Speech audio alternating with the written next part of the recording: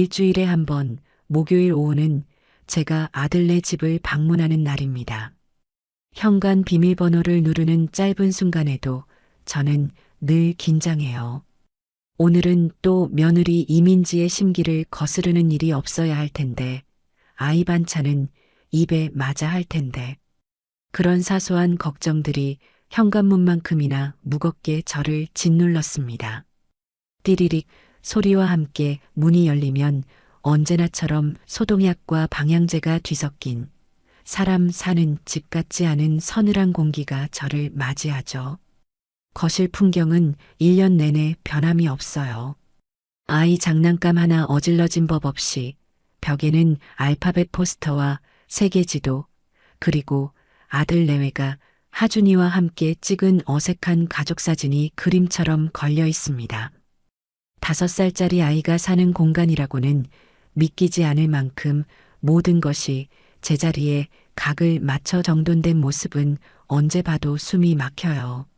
소파에 얌전히 앉아 영어 학습용 영상을 보고 있던 하준이가 저를 발견하고는 잠시 눈을 빛냈습니다.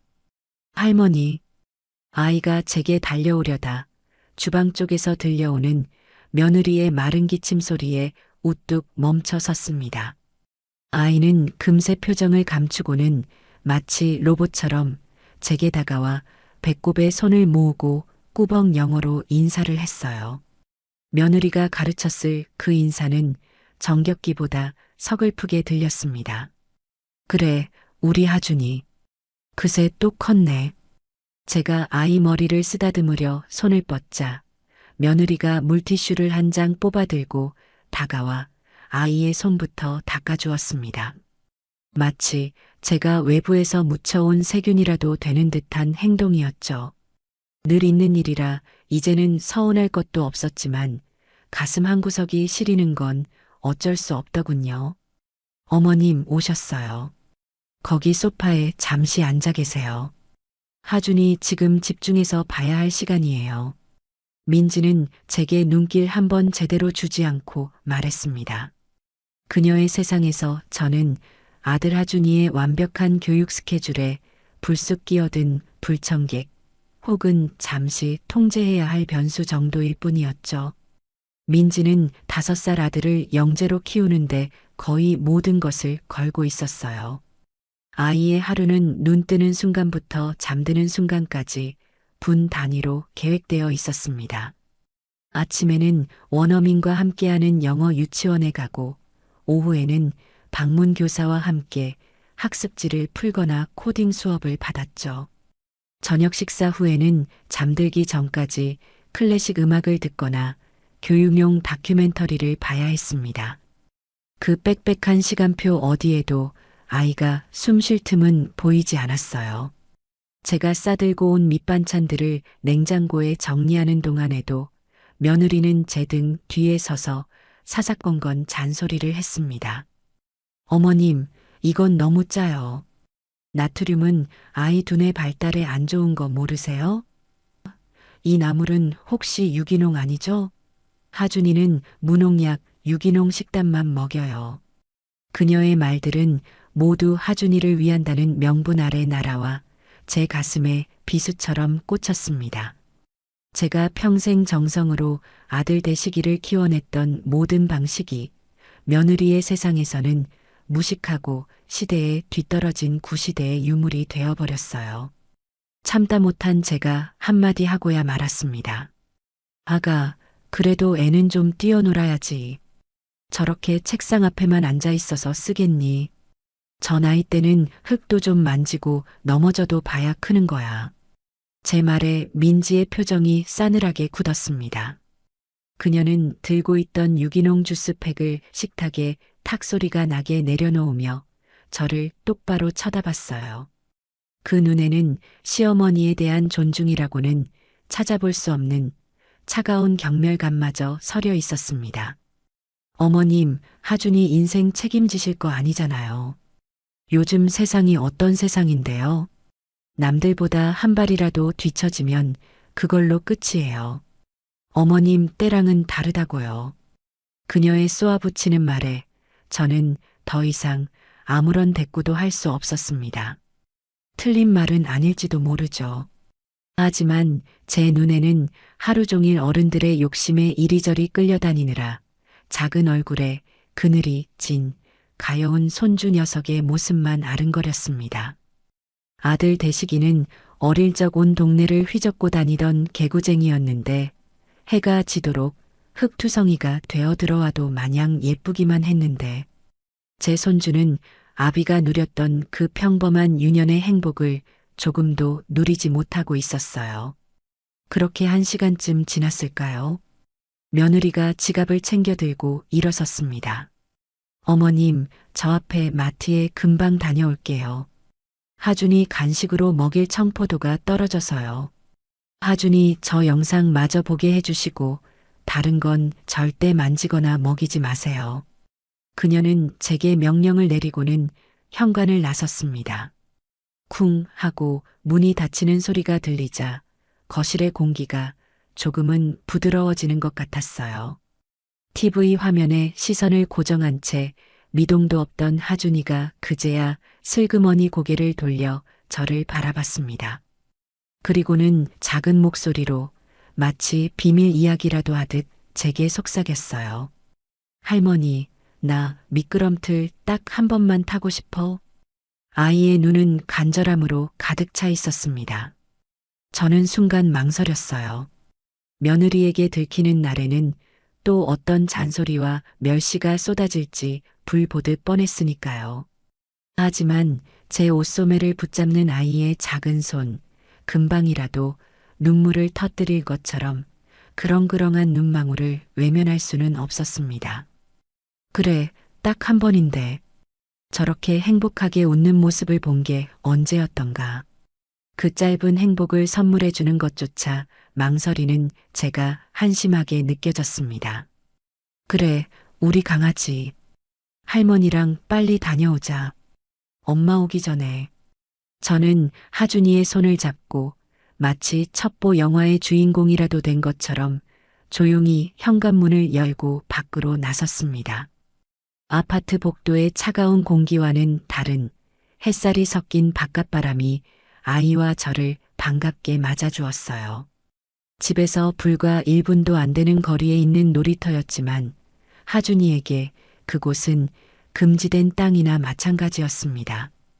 세균이 많다는 이유로 다른 아이들과 어울리면 나쁜 것을 배운다는 이유로 며느리는 하준이를 놀이터에 단 한 번도 데려간 적이 없었거든요. 놀이터에 들어서자 하준이는 잠시 어리둥절한 표정으로 주위를 둘러보더니 이내 제 손을 놓고 노란색 미끄럼틀을 향해 달려갔습니다. 아이는 서툰 몸짓으로 계단을 올라가 잠시 망설이다가 미끄러져 내려왔어요. 와! 짧은 비명과 함께 아이의 얼굴에 한박웃음이 피어났습니다. 저는 그 모습을 보는 것만으로도 가슴이 벅차올랐어요. 아이는 연신 미끄럼틀을 오르내렸고 시소에 앉아 발을 동동 구르기도 하고 그네에 앉아 하늘을 향해 다리를 쭉 뻗으며 웃었습니다. 짧은 10분 남짓한 시간이었지만 아이는 세상을 다 가진 듯 행복해 보였어요. 저 또한 그 순간만큼은 며느리의 날 선 감시를 잊고 평범한 할머니가 된 것 같은 기분에 젖어 있었습니다. 바로 그때였습니다. 놀이터 입구에 양손에 장바구니를 든 며느리가 귀신처럼 서 있는 것을 발견한 것은 그녀의 얼굴은 분노로 새하얗게 질려 있었습니다. 아이의 웃음소리가, 제 마음의 평화가, 그 모든 것이 한순간에 산산조각 나는 소리가 들리는 듯 했어요. 민지는 손에 들고 있던 장바구니를 바닥에 내팽개치다시피 하고는 성큼성큼 우리에게로 걸어왔습니다. 그 걸음걸이에는 앞으로 닥쳐올 폭풍을 예고하는 살기가 가득했습니다. 지금 여기서 뭐 하시는 거예요? 그녀의 앙칼진 목소리에 놀이터의 모든 소음이 멎는 것 같았어요. 민지는 제게 묻는 것이 아니었습니다. 그것은 명백한 신문이었죠. 그녀는 겁에 질려 제 등 뒤로 숨는 하준이의 팔을 거칠게 잡아챘습니다.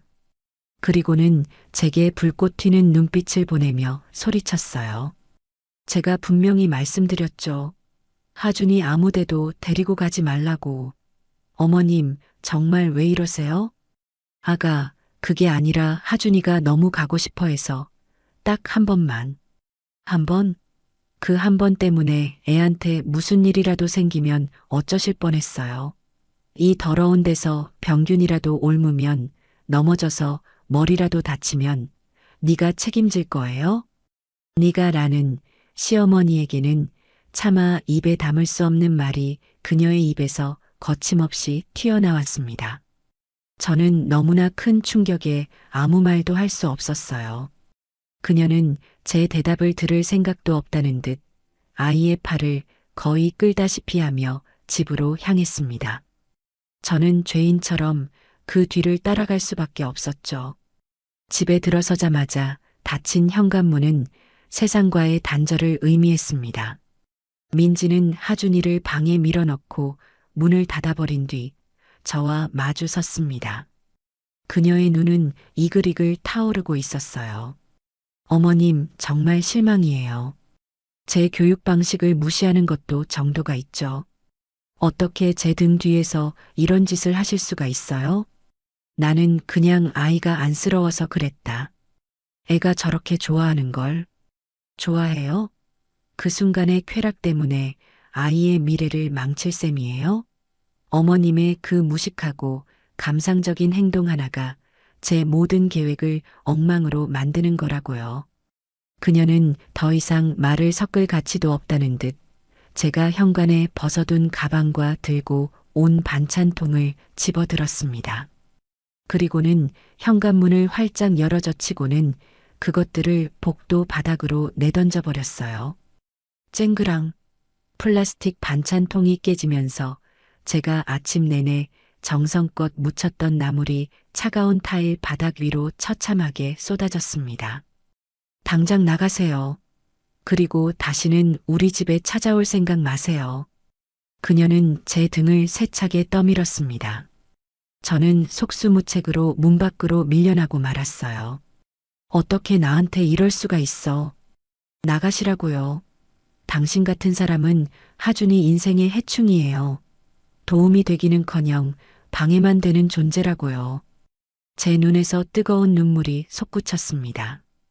그때 안방에서 나온 아들 대식이가 그 광경을 보았습니다.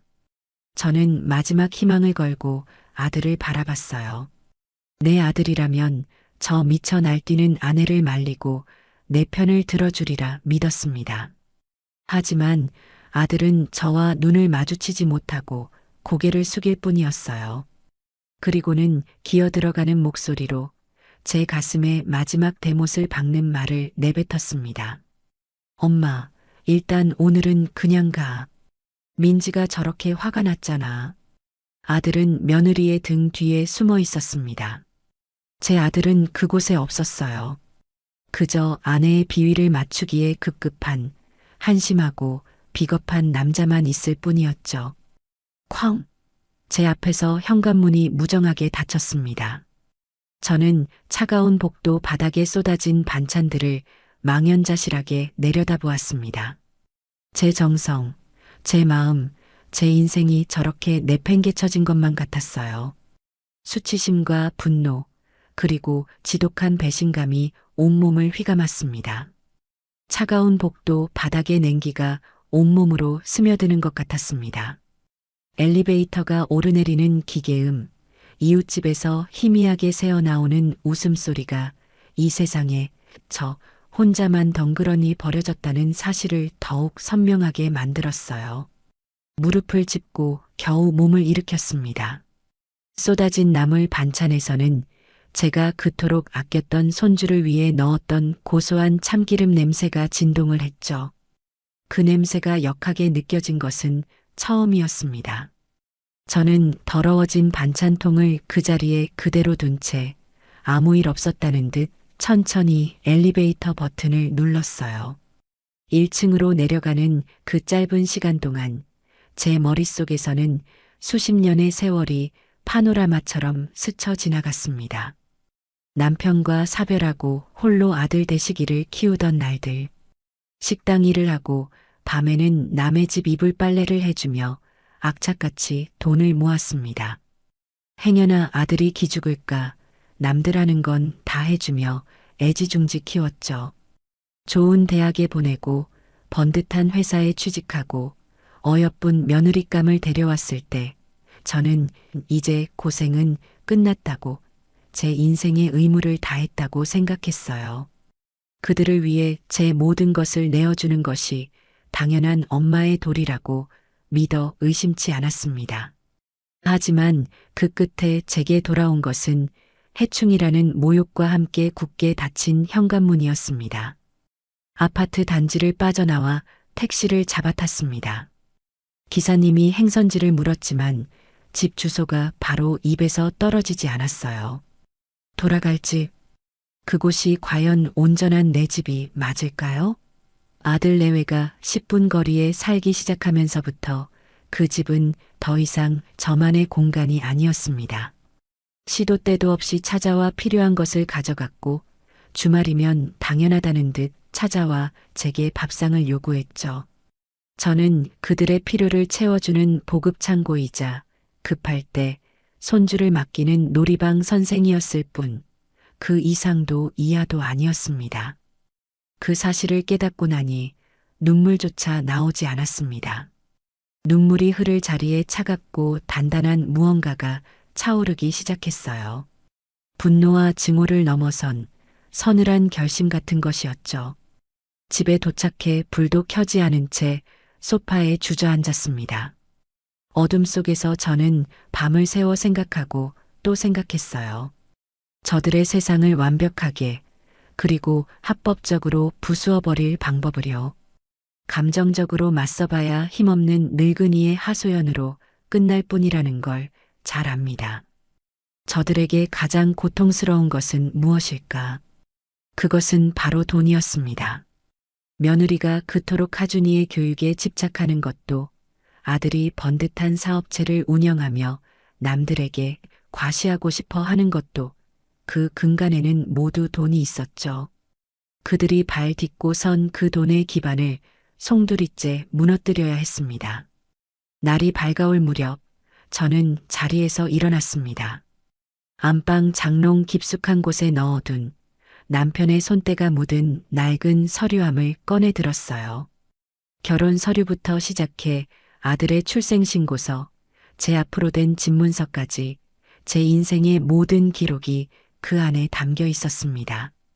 먼지를 털어내고 한 장 한 장 서류를 넘기던 제 손끝에 문득 오래된 서류 봉투 하나가 걸렸습니다. 5년 전 아들이 처음으로 자기 사업을 시작하겠다며 제 앞에 무릎을 꿇고 울며 매달렸던 날이 떠올랐어요. 당시 저는 아들의 꿈을 이뤄주고 싶은 마음에 남편이 제 노후 자금으로 남겨준 작은 상가 건물을 아들 이름으로 증여해 주었습니다. 그때 작성했던 증여 계약서였어요. 먼지 쌓인 계약서를 꺼내 희미한 형광등 불빛 아래서 천천히 읽어내려갔습니다. 세무사가 형식적으로 기재해 준 문구들 사이로 제 눈을 번쩍 뜨이게 하는 조항 하나가 보였습니다. 계약서 말미에 아주 작은 글씨로 적힌 특약사항이었죠. 수증자는 증여자를 성실히 부양할 것을 약속하며 만일 이를 현저히 해태할 경우 증여자는 본 계약을 해제할 수 있다. 당시에는 그저 형식적인 문구라고 우리 모자 사이에 이런 일이 있을 리 없다고 웃어넘겼던 조항이었습니다. 하지만 이제 이 문장은 제게 수만 명의 군사보다 더 든든한 무기가 되어줄 터였습니다. 며느리가 저를 해충이라 부르며 내쫓고 아들이 그것을 방관한 행위. 그것은 현저한 부양 의무 혜택에 해당하고도 남음이 있었으니까요. 심장이 다시 뛰기 시작했습니다. 제 손에 날카로운 칼자루가 쥐어졌다는 사실을 직감했어요. 저는 떨리는 손으로 수첩을 꺼내 들었습니다. 인터넷을 뒤져 상속 및 증여 전문이라는 문구가 붙은 법률사무소 여러 곳에 번호를 적어 내려갔죠. 그리고 가장 신뢰가 가는 목소리를 가진 변호사와 상담 예약을 잡았습니다. 수화기 너머로 들려오는 젊고 차분한 변호사의 목소리를 들으며 저는 이미 이 싸움에서 이겼다는 확신을 가졌습니다. 다음 날 오후 저는 예약해둔 법률사무소를 찾아갔습니다. 높은 빌딩 꼭대기에 위치한 사무실은 제가 평생 살아온 세상과는 완전히 다른 곳처럼 느껴졌어요. 말끔한 정장을 차려입은 젊은 변호사가 저를 회의실로 안내했습니다. 박건우 변호사라고 자신을 소개한 그는 제가 내민 낡은 증여 계약서와 제 얼굴을 번갈아 보며 물었습니다. 어머님, 어떤 일로 찾아오셨는지 자세히 말씀해 주시겠어요? 저는 지난밤 벌어졌던 일을 최대한 감정을 배제하고 사실 그대로 덤덤하게 설명했습니다. 손주를 놀이터에 데려갔던 일, 며느리가 제게 퍼부었던 폭언과 함께 저를 집 밖으로 내쫓았던 상황, 가리고 아들의 방관까지. 이야기를 듣는 내내 박 변호사의 표정은 점점 더 굳어갔어요. 제 이야기가 끝나자 그는 잠시 안경을 고쳤으며 입을 열었습니다. 이런 말씀을 드리기 정말 송구스럽습니다만 아드님과 며느님의 행동은 민법상 부양 의무의 중대한 위반 및 범죄 행위에 해당될 소지가 매우 높습니다. 특히 어머님을 신체적으로 밀치고 집 밖으로 내쫓은 행위는 폭행 및 주거침입에 해당할 수도 있고요. 이 증여 계약서에 명시된 특약사항은 아주 결정적인 증거가 될 겁니다. 그럼 제가 증여했던 그 상가 건물을 다시 되찾아올 수 있다는 말씀이신가요? 네, 어머님. 부담부 증여의 해제 및 원상회복을 청구하는 소송을 진행할 수 있습니다. 승소 확률이 아주 높다고 판단됩니다. 물론 소송으로 가면 시간과 감정 소모가 크겠지만 그 전에 내용 증명을 통해 상대방에게 계약 해제를 통보하고 자발적인 명예 이전을 요구해 볼 수 있습니다. 아마 상대방 측에서도 변호사 자문을 구한다면 소송으로 가봐야 승산이 없다는 것을 금방 알게 될 겁니다. 박 변호사의 확신의 참말을 듣는 순간 제 마음을 짓누르던 마지막 불안감마저 사라졌습니다. 저는 그 자리에서 박 변호사에게 모든 법적 절차를 위임했어요. 그는 제게 필요한 몇 가지 서류를 안내해 주었고 곧바로 내용 증명 작성에 들어가겠다고 했습니다. 법률사무소를 나서는 제 발걸음은 올 때와는 비교할 수 없을 만큼 가볍고 단단했습니다. 이제 주사위는 던져졌어요. 그리고 이 게임의 규칙을 정하는 사람은 더 이상 아들 내외가 아닌 바로 저 서연자가 될 것이었습니다. 저는 제 인생의 칼자루를 다시 되찾아온 것입니다. 박건우 변호사에게 사건을 위임하고 며칠이 흘렀습니다. 그 시간 동안 저는 집안의 모든 묵은 짐들을 정리하기 시작했어요. 아들이 어릴 적 받았던 상장, 며느리가 처음 인사 온다며 사왔던 작은 선물, 하준이의 베네저고리까지. 한때는 제게 소중한 보물이었던 그 물건들을 하나씩 버린 때마다 제 마음속에 남아있던 미련과 연민의 찌꺼기들도 함께 떨어져 나가는 기분이었습니다. 집이 텅 비어갈수록 제 마음은 오히려 더 단단하고 명료해졌어요. 그리고 마침내 박 변호사로부터 연락이 왔습니다. 증여계약 해제 및 원상회복 요구라는 서늘한 제목이 달린 내용 증명이 아들 내외의 주소지로 발송되었다는 통보였죠. 등기우편이었으니 아마 다음 날이면 그들의 손에 들어갈 터였습니다. 그 서류 한 장이 그들의 안온한 일상에 어떤 파장을 불러일으킬지 상상하니 제 입가에 희미한 미소가 번졌습니다. 그것은 통쾌함이라기보다는 정의가 실현되기 직전의 고요한 기대감에 가까웠어요. 예상대로 다음 날 오후부터 제 휴대전화가 미친 듯이 울리기 시작했습니다. 발신자는 아들, 내 사랑 대식이라고 저장되어 있는 이름이 액정 위에서 쉴 새 없이 번쩍였어요. 저는 그 전화를 받지 않았습니다. 소파에 앉아 태연하게 드라마를 보면서 벨소리가 울리고 끊어지기를 수십 번 반복하는 것을 그저 지켜볼 뿐이었죠. 전화벨 소리는 마치 패배자의 절규처럼 들렸습니다. 그들이 지금 얼마나 당황하고 얼마나 분노하고 또 얼마나 두려워하고 있을지 눈에 선했어요. 매달 그 상가에서 나오는 월세 수백만 원은 그들의 풍족한 생활을 유지해주는 든든한 기둥이었으니까요.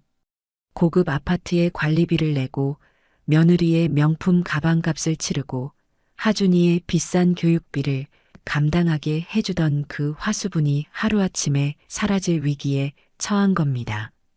전화를 받지 않자 이번에는 문자 메시지가 쏟아져 들어오기 시작했습니다. 처음에는 엄마, 이게 다 뭐야? 무슨 오해가 있는 것 같은데 전화 좀 받아라는 아들의 당황한 메시지가 도착했어요. 저는 그 문자를 읽고는 아무런 답장도 하지 않았습니다. 잠시 후, 이번에는 며느리에게서 장문의 메시지가 왔습니다. 어머님, 저희가 죽을 죄를 지었습니다. 그날은 제가 너무 경솔했어요. 제발 한 번만 만나서 이야기해요. 이렇게 법으로 해결할 문제 아니잖아요. 그녀의 문자에서는 다급함과 불안함이 고스란히 느껴졌습니다. 불과 며칠 전 저를 해충이라 부르며 내쫓던 그 기세등등한 모습은 온데간데 없었죠. 하지만 저는 흔들리지 않았어요. 이미 엎질러진 물이었고 깨진 그릇이었습니다. 이제 와서 주워 담으려는 그들의 위선적인 몸짓에 놀아날 생각은 추호도 없었으니까요. 그날 밤 그들은 제 집 앞까지 찾아왔습니다.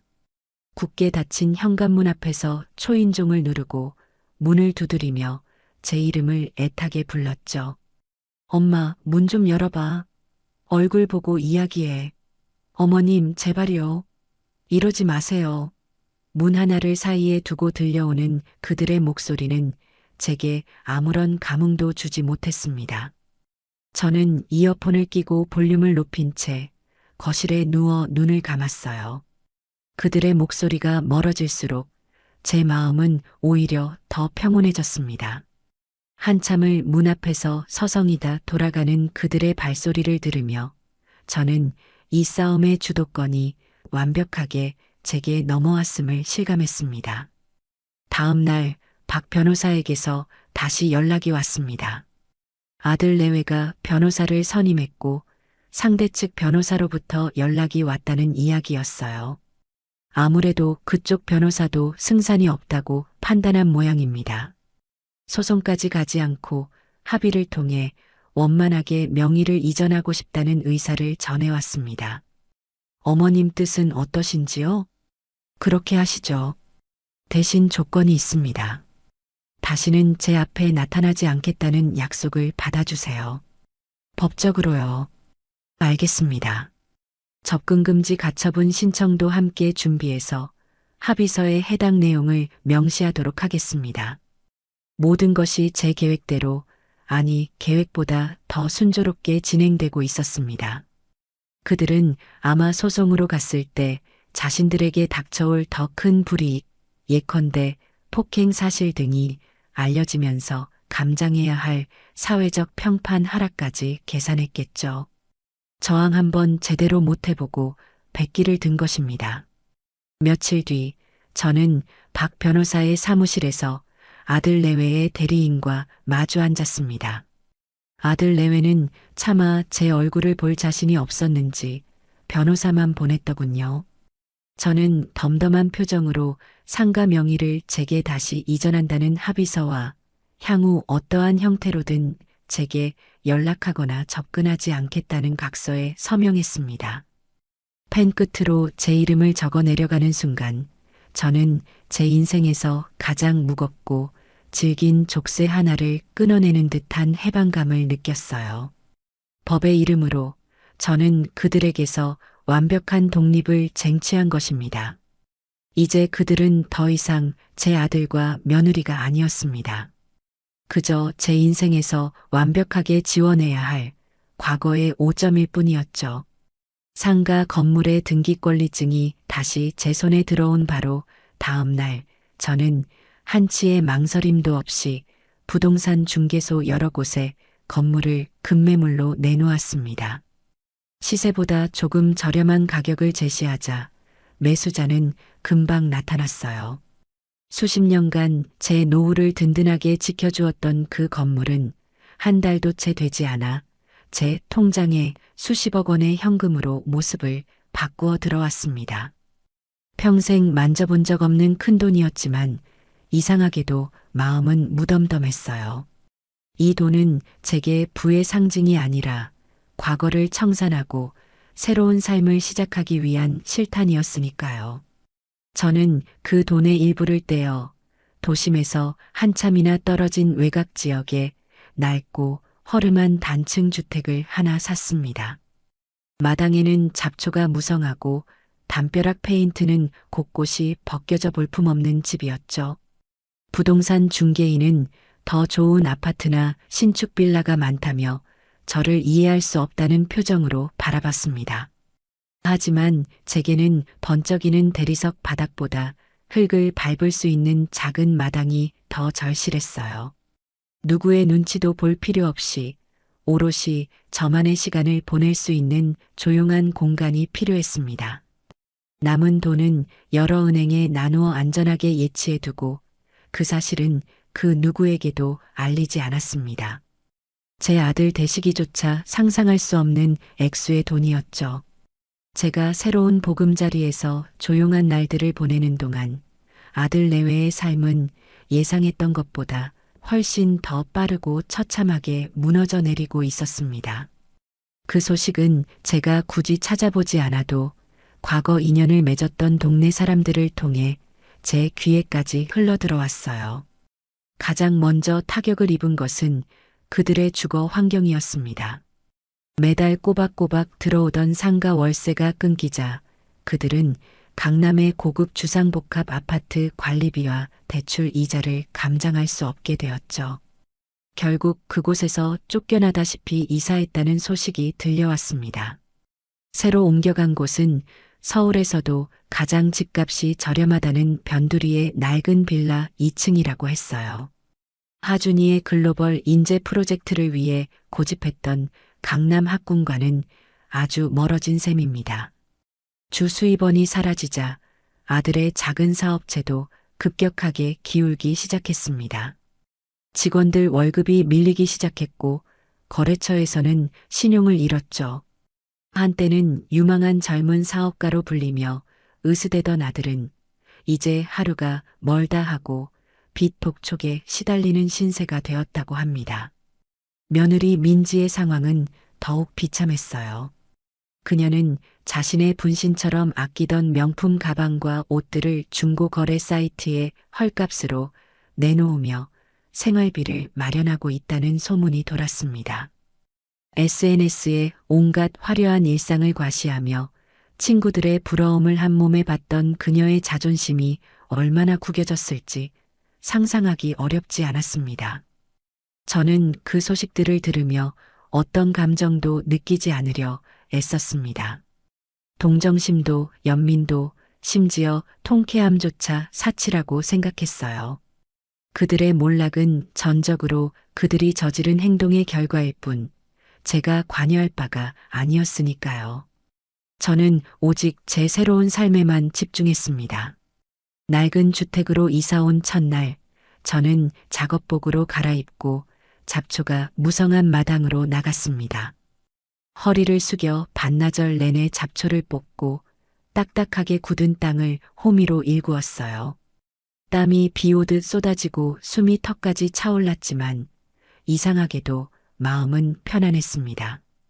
다음 날에는 시장에 나가 작은 모종들을 사왔습니다. 상추, 고추, 깻잎, 토마토. 작은 텃밭 한편에 그것들을 정성스럽게 심고 매일 아침 저녁으로 물을 주었죠. 흙을 만지고 작은 생명들이 자라나는 것을 보는 일은 제게 놀라운 평온을 가져다 주었습니다. 아침 일찍 일어나 텃밭을 돌보고 직접 키운 채소로 소박한 식사를 차려 먹고 오후에는 동네 도서관에서 책을 빌려와 읽으며 조용한 시간을 보냈어요. 밤이면 풀벌레 소리를 자장가 삼아 깊은 잠에 빠져들었습니다. 화려하지는 않았지만 제 인생에서 가장 완벽하게 평화로운 날들이었습니다. 누구의 눈치도 간섭도 없는 오롯한 저만의 시간이었죠. 아들과 며느리 그리고 사랑했던 손주 하준이의 기억마저도 흙냄새와 함께 조금씩 옅어져 가는 것 같았습니다. 그들의 세상이 무너져 내리는 소음은 제 고요한 세상에 더 이상 닿지 않았습니다. 초여름의 햇살은 제법 따가웠지만 낡은 처마 밑 평상에 앉아 있으니 살랑살랑 불어오는 바람이 이마에 땀을 식혀주어 견딜만 했습니다. 저는 막 점심상을 물리고 따끈한 숭늉 한 사발을 마시며 잠시 숨을 고르고 있었어요. 마당에서는 제가 심은 상추와 깻잎이 하루가 다르게 푸르게 자라나고 있었고 담벼락을 타고 올라간 호박 넝쿨은 제법 앙증맞은 노란 꽃을 피워냈습니다. 도시의 아파트에서는 결코 느껴볼 수 없는 살아있는 것들이 내뿜는 생명력과 평화가 이 집에는 가득했죠. 바로 그때 낡은 대문이 조심스럽게 열리며 옆집 최 씨 아주머니가 고개를 쑥 내밀었습니다. 아이고 서씨, 점심은 잡섰어? 이 동네로 이사 온 지 얼마 되지 않았지만 유독 정이 많은 최 씨 아주머니와는 오며 가며 인사를 나누다 제법 가까워진 사이였습니다. 네, 방금 먹었어요. 아주머니는요? 나야 뭐 대충 찬물에 밥 말아 먹었지. 뭐 하나 물어볼 게 있어서 왔어. 이 집도 읍내수도 공사한다는데 우리는 신청서 냈거든. 서 씨는 어쩔 거야? 최 씨 아주머니는 읍내 소식지 한 장을 들고 와 제 옆에 털썩 주저앉았습니다. 저는 그녀와 수도 공사에 대해 한참 이야기를 나누었어요. 시시콜콜한 동네 이야기, 자식들 이야기, 새로 생긴 마트 이야기까지. 그녀의 말은 대부분 제 귀를 스쳐 지나갔지만 저는 실은 내색 없이 고개를 끄덕이며 맞장구를 쳐주었습니다. 이런 소소하고 의미 없는 대화조차 지난 수십 년간 며느리의 눈치를 보며 살얼음판을 걷던 제게는 낯설고 새로운 평화의 일부였으니까요. 근데 서 씨는 어쩌다 자식들 다 도시에 두고 이런 외딴 데로 혼자 들어왔어? 다들 자식들 가까이 가려고 난린데 희한한 사람이야. 최 씨 아주머니가 별 생각 없이 툭 던진 질문에 제 가슴 한구석이 잠시 서늘해졌습니다. 저는 희미하게 웃으며 대답했어요. 자식들도 다 저희 살기 바쁘죠. 저라도 편하게 살아야지 않겠어요. 공기 좋은 데서 텃밭이나 가꾸면서 사는 게 제 오랜 꿈이었거든요. 하긴 그래. 자식들 다 소용없어. 내 속 썩이는 것들보다야 흙 파먹고 사는 게 100번 낫지. 그녀는 제 속도 모르고 껄껄 웃으며 자리에서 일어났습니다. 그녀가 돌아가고 마당에는 다시 완벽한 고요함이 찾아왔어요. 저는 숭늉 그릇을 들고 부엌으로 들어가려던 참이었습니다. 그때였어요. 저희 집 좁은 골목으로 들어서는 낯선 검은색 승용차 한 대가 보인 것은 저희 동네는 노인들만 사는 조용한 곳이라 외부 차량이 들어오는 일이 거의 없었습니다. 차는 제 집 대문 바로 앞에 멈춰섰고 제 심장도 함께 쿵 하고 내려앉는 기분이었습니다. 설마 하는 불길한 예감이 온몸을 휘감았죠. 운전석과 조수석 문이 거의 동시에 열렸습니다. 차에서 내린 두 사람의 모습을 확인하는 순간 제 예감은 틀리지 않았다는 것을 알 수 있었어요. 아들 대식이와 며느리 민지였습니다. 몇 달 사이에 두 사람은 몰라볼 정도로 변해 있었습니다. 아들의 얼굴은 피곤과 절망에 절어 있었고 한때는 명품으로 휘감았던 며느리의 옷차림은 시장에서 산 것처럼 평범하고 낡아 보였죠. 그들은 차에서 내려서도 한동안 움직이지 못하고 잡초가 무성한 제 집 마당과 허름한 제 행색을 믿을 수 없다는 표정으로 바라볼 뿐이었습니다. 저는 그 자리에 못 박힌 듯 서서 그들을 노려보았습니다. 제 평화로운 성역에 불쑥 나타난 침입자들을 향한 경계심과 분노가 다시금 머릿속을 채웠어요. 마침내 아들이 먼저 결심한 듯 무거운 발걸음을 옮겨 대문 안으로 들어섰습니다. 엄마. 아들의 목소리는 바싹 말라 갈라져 나왔습니다. 저는 대답하지 않았어요. 그저 차가운 시선으로 그를 쏘아볼 뿐이었죠. 며느리 민지가 아들의 뒤를 따라 마당으로 들어섰습니다. 그녀는 제 눈을 마주치지 못하고 고개를 푹 숙인 채 죄인처럼 서 있었습니다. 어머니, 텃밭 참 잘 가꾸셨네요. 아들이 어색한 침묵을 깨고 꺼낸 말은 가짱키 짝이 없었습니다. 지금 상황에 텃밭 타령이라니. 저는 코웃음을 치며 쏘아붙였어요. 그걸 보러 온 건 아닐 텐데. 여긴 어떻게 알았어?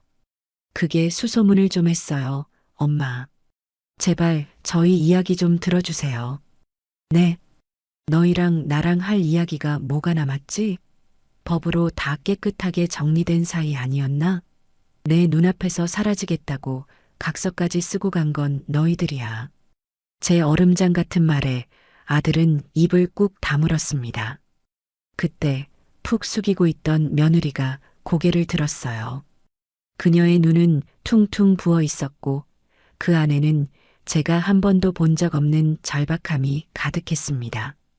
어머님, 제가 정말 잘못했어요. 제가 어머님께 무슨 짓을 했는지 밤마다 후회하고 또 후회했어요. 어머님을 그렇게 내쫓는 게 아니었는데 제가 미쳤었나 봐요. 민지는 갑자기 본물 터진 듯 사죄의 말을 쏟아내기 시작했습니다. 그녀의 목소리는 진심처럼 들릴 만큼 애절했고 눈에서는 굵은 눈물방울이 뚝뚝 떨어져 내렸죠. 제가 그때는 너무 스트레스가 심했어요. 하준이 남들보다 뒤처지게 만들고 싶지 않다는 압박감에 사방이 다 적인 것 같고 어머님의 모든 말씀이 제 교육 방식을 비난하는 것처럼 들렸어요. 제가 정말 어리석고 못났어요, 어머님. 그래서 저는 그녀의 긴 참회를 짧은 한마디로 잘라버렸습니다.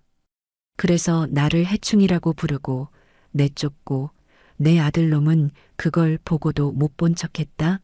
스트레스가 심하면 시어미한테 그래도 되는 거였어? 아니요, 아니요. 그건 아니에요. 100번, 1000번 제가 잘못한 일이에요. 그러니 제발 저희에게 속죄할 기회를 한 번만 주세요. 네. 속죄? 저는 기가 차서 헛웃음이 나왔습니다. 속죄라는 말이 그렇게 쉽게 나오는구나. 너희가 말하는 속죄가 뭔데?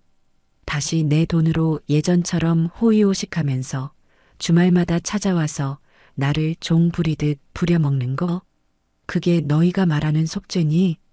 제 전곡을 찌르는 말에 며느리의 얼굴이 하얗게 질렸습니다. 말이 통하지 않는다고 생각했는지 그녀는 갑자기 그 자리에 털썩 하고 무릎을 꿇었습니다. 흙먼지가 묻는 것도 아랑곳하지 않고 그녀는 흙바닥에 이마가 닿을 듯 머리를 조아렸어요. 아들도 망설이다가 아내의 옆에 따라 무릎을 꿇었습니다. 어머님, 저희가 정말 죽을 죄를 지었습니다. 제발 용서해 주세요. 며느리는 거의 울부짖듯 외쳤습니다. 그 모습은 분명 처절했지만 제 마음은 조금도 움직이지 않았어요. 오히려 저들의 저희가 너무나 투명하게 보여서 헛웃음만 나올 뿐이었습니다. 저희 이제 정말 가진 게 아무것도 없어요. 살던 집에서도 쫓겨나고 대식이 아빠 사업도 망하기 직전이에요. 어머님이 아니면 저희는 길거리에 나앉게 생겼다고요. 결국 본심이 나오고야 말았습니다. 용서를 구하는 것도 속죄를 하겠다는 것도 결국은 돈 때문이었습니다. 저는 그들을 내려다보며 차갑게 말했어요. 너희가 길거리에 나앉든 굶어 죽든 그게 나랑 무슨 상관이지? 어머님, 어떻게 그런 말씀을... 왜 내가 틀린 말했어? 너희가 내쫓을 땐 언제고 이제 와서 살려달라고 매달리는 꼴이 우습지도 않구나. 하준이가 할머니를 매일 찾아요. 할머니는 어디 갔냐고, 왜 우리 집에 안 오냐고 밤마다 울어요. 불쌍한 우리 하준이 생각해서라도 제발 저희를 용서해 주세요. 며느리는 마지막 카드인 양하준이의 이름을 꺼내 들었습니다. 하지만 그 이름은 더 이상 제게 통하지 않았어요. 저는 오히려 더 싸늘한 목소리로 대꾸했습니다. 그 입으로 하준이 이름 들먹이지 마. 네가 애 인생의 해충이라며. 그런 해충한테 애를 다시 맡길 수는 없지. 그리고 너는 네 아들 교육에 그토록 유난을 떨면서 사람한테 못할 짓하고 무릎 꿇고 비는 게 어떤 건지는 안 가르쳤나 보구나. 네 아들이 뭘 보고 배우겠어? 제 말은 날카로운 비수가 되어 며느리의 가슴에 박혔을 겁니다. 그녀는 더 이상 아무 말도 하지 못하고 그저 서럽게 울기만 했어요. 저는 무릎 꿇고 있는 그들을 그대로 둔 채 몸을 돌려 수도가로 향했습니다. 그리고는 아까 하던 일을 마저 하기 시작했죠. 평상 위에 널어둔 숭늉 그릇과 밥그릇을 들고 와 설거지를 하기 시작했어요. 싸 하고 시원하게 쏟아지는 물소리가 그들의 울음소리를 덮었습니다. 저는 그들의 존재를 완전히 지워버린 사람처럼 그릇을 닫고 텃밭에서 뜯어온 상추를 씻었습니다. 그들이 울든 말든 무릎이 저리든 말든 제 알 바가 아니었습니다. 그들이 제게 주었던 고통과 모멸감에 비하면 그깟 무릎 꿇는 것쯤은 아무것도 아니었으니까요. 얼마나 시간이 흘렀을까요? 제가 설거지를 마치고 젖은 손을 옷에 닦으며 돌아보았을 때도 그들은 여전히 그 자리에 무릎을 꿇고 있었습니다. 며느리의 울음소리는 이제 거의 그쳐 있었고 아들은 고개를 푹 숙인 채 땅바닥만 내려다보고 있었죠. 마당에는 무거운 침묵만이 감돌았습니다. 그 침묵 속에서 그들은 깨달았을 겁니다. 저의 결심이 얼마나 단단한지를, 그리고 더 이상 어떤 말이나 행동으로도 제 마음을 되돌릴 우수 없다는 것을요. 마침내 아들이 먼저 자리에서 일어섰습니다. 흙이 잔뜩 묻은 무릎을 힘없이 털어내며 그는 넋이 나간 아내의 팔을 잡아 일으켜 세웠죠. 돌아가는 그들의 뒷모습은 제가 기억하는 그 어떤 모습보다도 처량하고 왜소했습니다. 제게서 모든 것을 빼앗긴 패배자의 모습 그대로였죠. 그들은 대문 앞에서 마지막으로 한 번 더 저를 돌아보았지만 저는 그들에게 눈길조차 주지 않았습니다. 대문이 닫히고 그들의 검은색 승용차가 골목을 빠져나가는 소리가 멀어지자 마당에는 다시 완벽한 평온이 찾아왔습니다. 마치 시끄러운 소나기가 한바탕 지나간 뒤의 고요함 같았죠. 그들이 다녀간 후 저는 오히려 마음이 더 후련하고 단단해지는 것을 느꼈습니다. 완벽한 복수는 그들의 재산을 빼앗는 것에서 끝나는 것이 아니었습니다. 그들의 눈물과 사죄 앞에서도 조금도 흔들리지 않는 강철 같은 내 마음을 확인하는 것. 그것이 진정한 복수의 완성이었죠. 이제 모든 것은 끝났습니다. 저는 오롯이 저만의 시간을, 누구에게도 방해받지 않는 평온을 되찾은 것입니다. 하지만 그들의 시도는 그것으로 끝나지 않았습니다. 며칠 뒤 모르는 번호로 전화가 걸려왔어요. 받을까 말까 망설이다 받았더니 수화기 너머에서는 이모, 그러니까 제 여동생의 목소리가 들려왔습니다. 언니 맞지? 이게 몇 년 만이야. 그래, 나다. 무슨 일이냐? 여동생과는 경조사 때나 겨우 얼굴 보는 서먹한 사이였습니다. 그런 동생이 갑자기 전화를 한 데는 분명 이유가 있을 터였죠. 아니, 다름이 아니라 어제 대식이가 나한테 전화를 했더라고. 언니랑 연락이 안 된다고, 혹시 언니 연락처 아냐고 하면서. 근데 애가 아주 죽을 상을 하고 울면서 전화를 했어. 도대체 무슨 일이 있었던 거야? 역시나 아들 녀석이 보낸 구원투수였습니다. 저는 피식 웃으며 대답했어요. 있어야 할 일이 있었을 뿐이다. 너는 상관없는 일이니 끊어라. 아니, 언니, 어떻게 말을 그렇게 해? 그래도 하나밖에 없는 조카인데. 대식이가 그러는데 언니가 재산을 다 뺏어서 길거리에 나앉게 생겼다더라. 어떻게 엄마가 돼서 자식한테 그렇게 매정하게 굴 수가 있어? 매정? 내가 매정한 게 아니라 네 조카가 어미를 내다버린 거다. 사정 모르면 끼어들지 마. 그래도 이건 아니지. 자식이 잘못했으면 타이르고 품어줘야 어른이지. 어떻게 똑같이 복수를 해?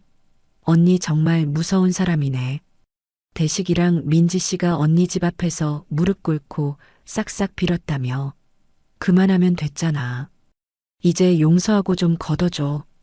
동생의 목소리는 점점 높아졌고 저를 비난하는 어조는 날카로워졌습니다.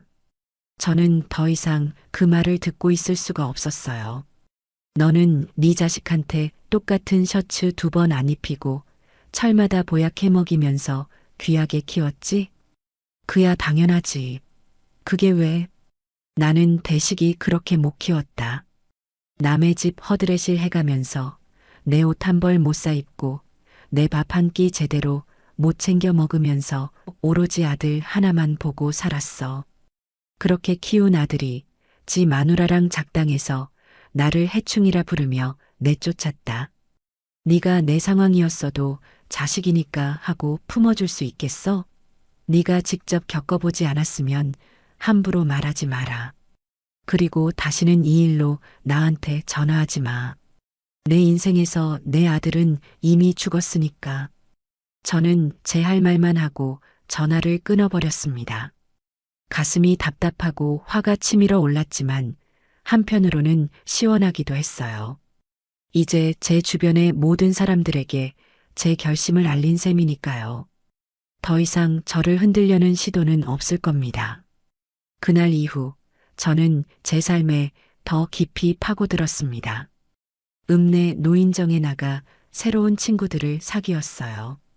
처음에는 저를 낯설어 하던 할머니들도 제가 텃밭에서 키운 채소를 나눠주고 굳은 일을 마다하지 않자 금세 마음을 열어주었습니다. 우리는 함께 화투를 치며 웃고 서로의 아픈 구석을 보듬어주며 시간을 보냈죠. 주말에는 노인정 할머니들과 함께 읍내 목욕탕에 가서 서로 등을 밀어주기도 하고 시장에 나가 칼국수를 사 먹기도 했습니다.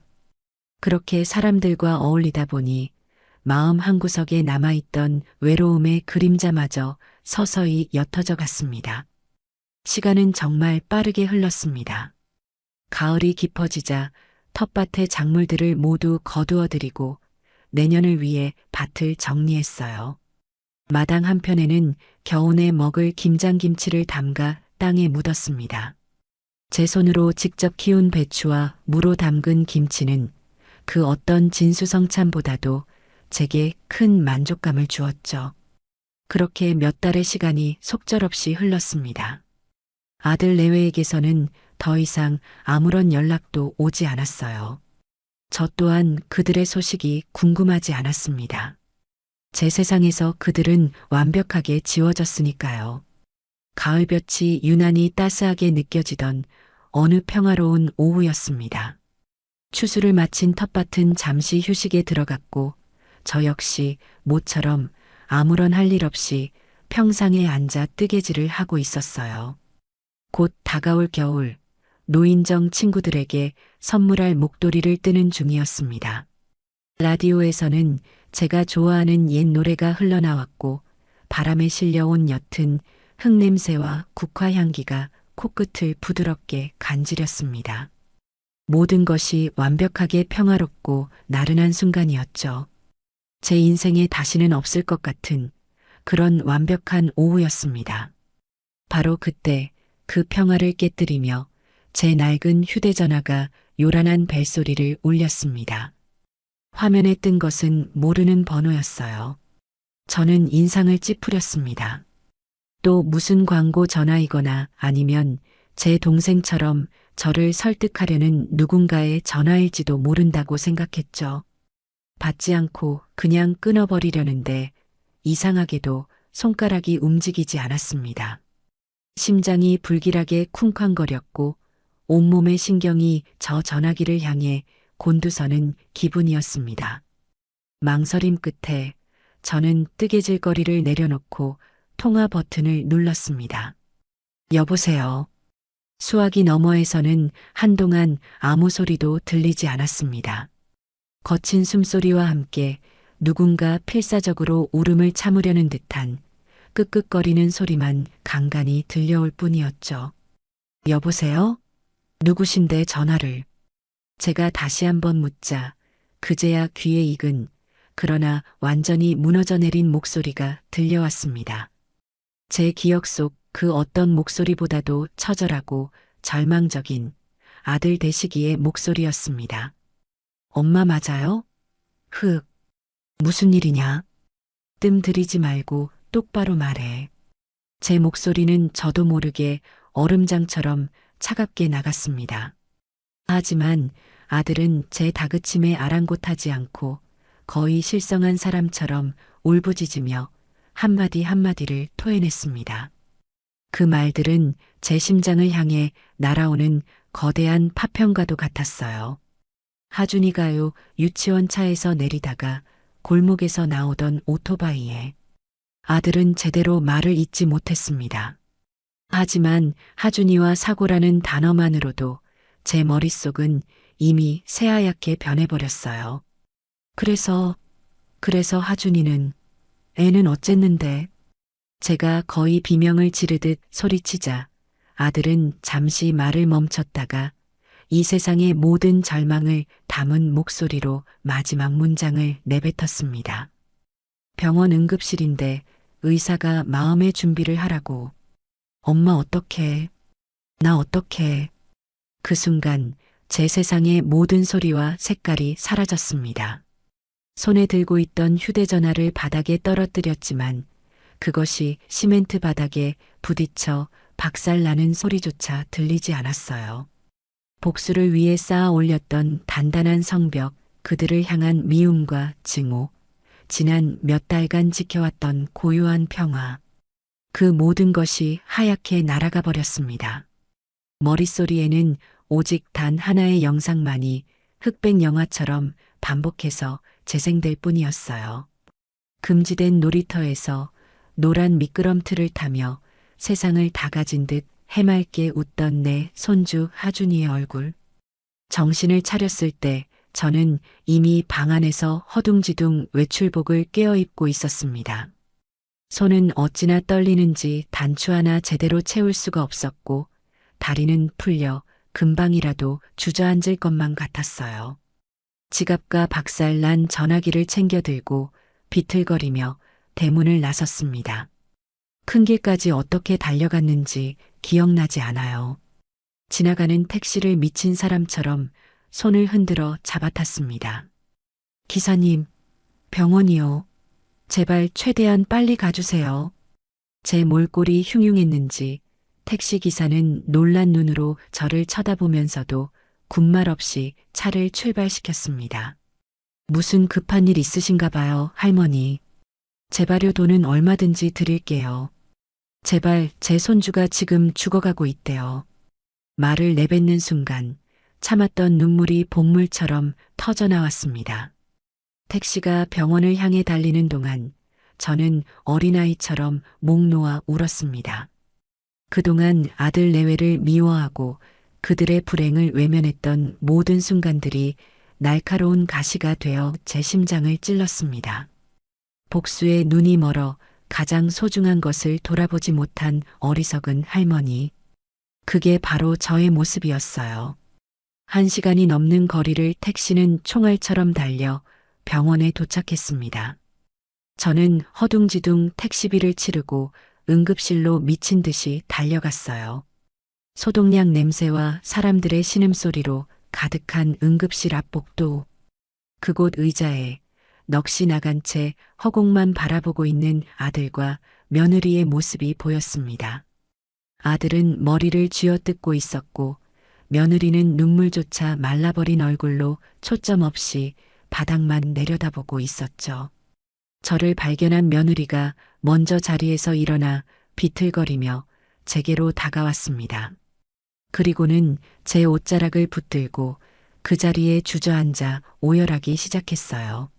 어머님, 어머님, 어떡해요?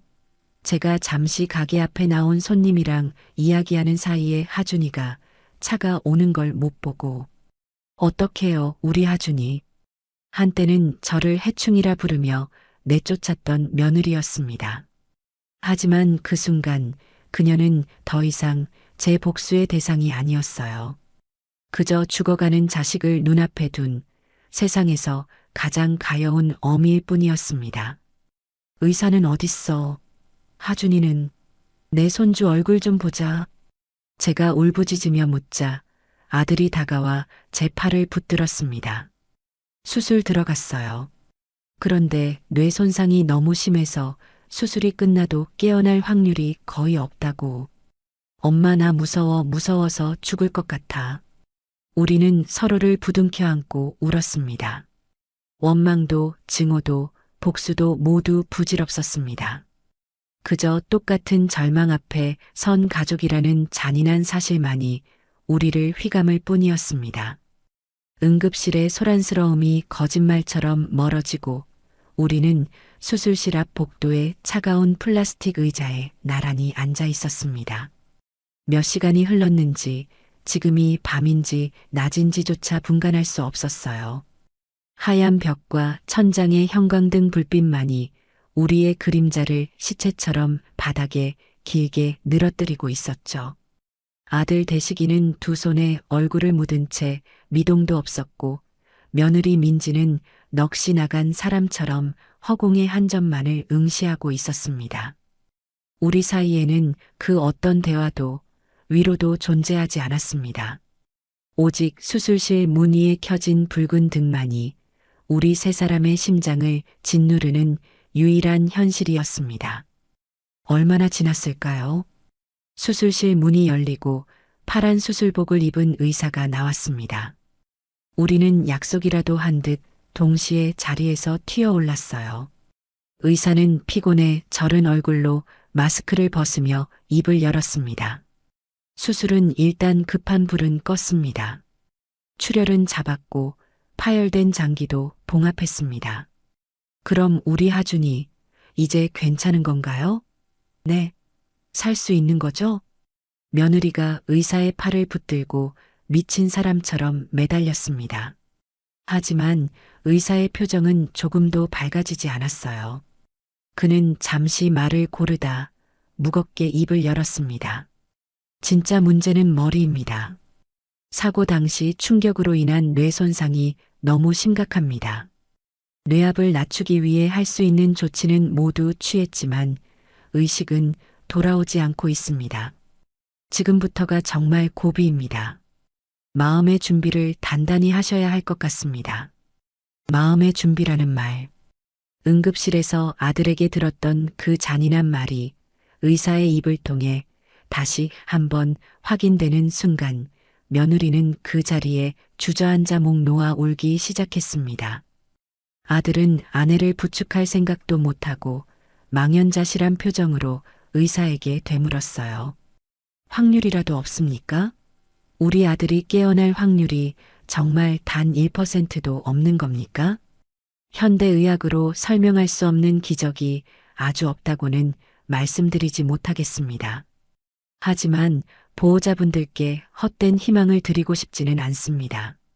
지금으로서는 환자가 스스로의 의지로 버텨주기만을 바랄 뿐입니다. 의사는 형식적인 위로 몇 마디를 남기고는 이내 자리를 떴습니다. 복도에는 다시 우리 세 사람과 이제는 희망이 아닌 절망의 상징이 되어버린 병원의 소독약 냄새만이 남았습니다. 하준이는 곧바로 중환자실로 옮겨졌습니다. 온몸에 셀 수 없이 많은 튜브와 선을 매단 채 아이는 그저 숨만 붙어 있는 작은 인형처럼 보였어요. 중환자실은 하루단 2번, 오전 11시와 오후 7시, 딱 30분씩만 면회가 허락되었습니다. 그것도 안으로 들어가는 것이 아니라 두꺼운 유리벽 너머에서 아이를 지켜보는 것이 전부였죠. 우리의 지옥 같은 시간은 그렇게 시작되었습니다. 중환자실 앞 대기실의 딱딱한 의자가 우리의 새로운 집이 되었어요. 우리는 그곳에서 웅크리고 잠이 들었고 병원 구내식당에서 모래알을 씹는 듯한 맛없는 밥을 먹었습니다. 그리고 하루 2번 정해진 시간이 되면 약속처럼 일어나 유리벽 앞으로 향했죠. 천면의 시간. 간호사의 안내를 받아 들어선 중환자실 복도는 유난히 길고 어둡게 느껴졌습니다. 마침내 하준이가 누워있는 병실 앞 유리벽에 섰을 때 저는 차마 제 눈앞의 광경을 믿을 수가 없었어요. 며칠 전까지만 해도 제게 미끄럼틀을 태워달라며 웃던 아이는 온데간데 없고 머리에 붕대를 칭칭 감고 인공호흡기에 의지에 겨우 숨을 쉬고 있는 작은 생명체만이 누워 있었습니다. 삑, 삑, 삑. 아이의 심장 박동을 알리는 기계음만이 하준이가 아직 이 세상에 있다는 유일한 증거였습니다. 하준아 엄마야. 엄마 목소리 들려? 며느리는 유리벽에 이마를 기댄 채 미친 사람처럼 아이의 이름을 불렀습니다. 그녀의 손이 유리벽을 절박하게 더듬었지만 그 차가운 감촉만이 그녀에게 돌아올 뿐이었죠. 아들은 아무 말도 하지 못하고 그저 주먹으로 입을 막은 채 소리 없이 눈물을 흘렸습니다. 저 역시 유리벽에 손을 얹었습니다. 따뜻해야 할 아이의 이마 대신 차갑고 단단한 유리의 감촉만이 제 손바닥에 와닿았습니다. 내 강아지 할미 왔다.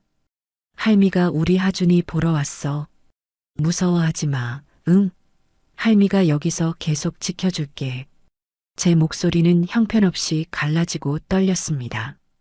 우리가 아무리 애타게 불러도 아이는 미동도 하지 않았습니다. 그저 기계의 힘으로 가슴이 오르내릴 뿐 아이는 깊고 깊은 잠에 빠져 있었습니다. 짧은 30분의 면회 시간이 끝나고 우리는 마치 사형장으로 끌려가는 죄수처럼 무거운 발걸음을 돌려야만 했습니다.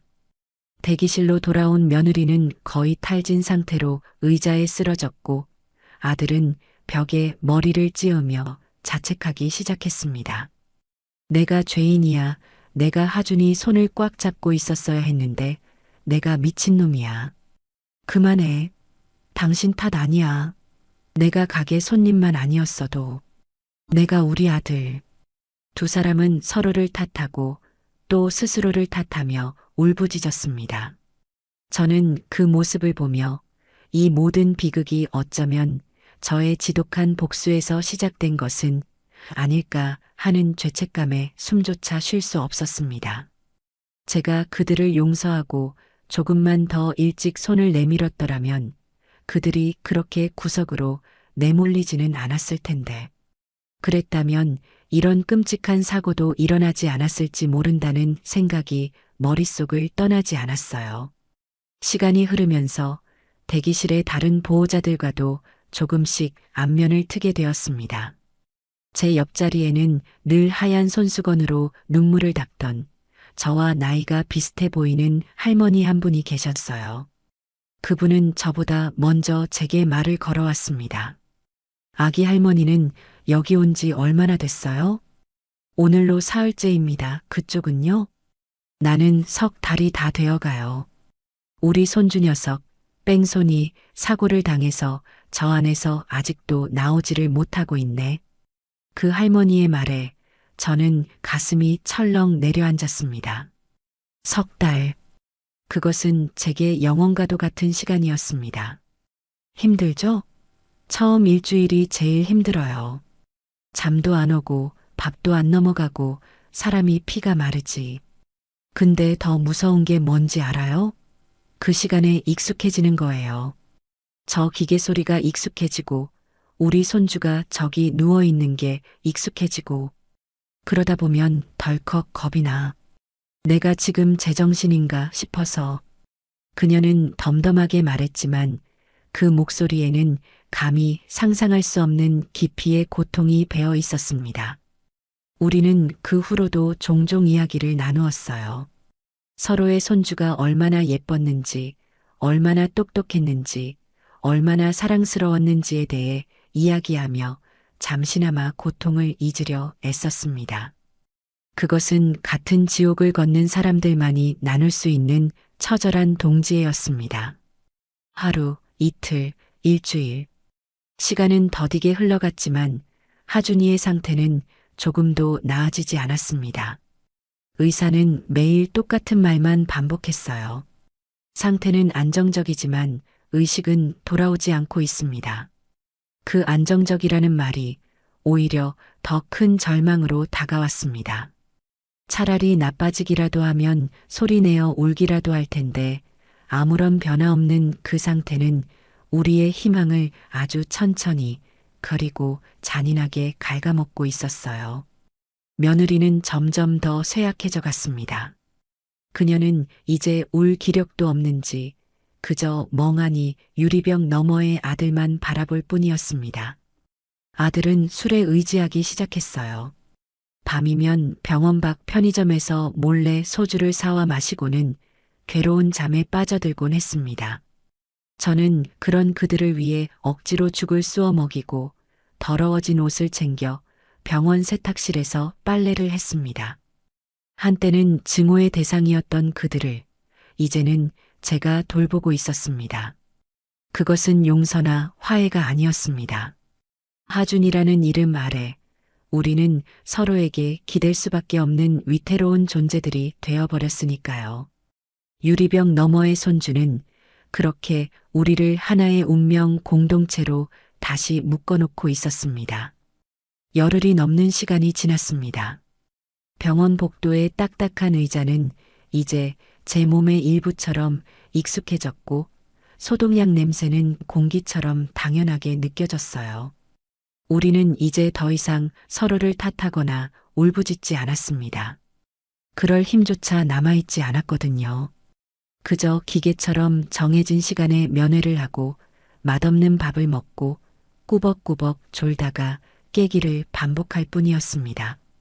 희망이라는 단어는 우리에게 너무나 멀고 사치스러운 것이 되어버렸죠. 그날도 여느 때와 같은 오후였습니다.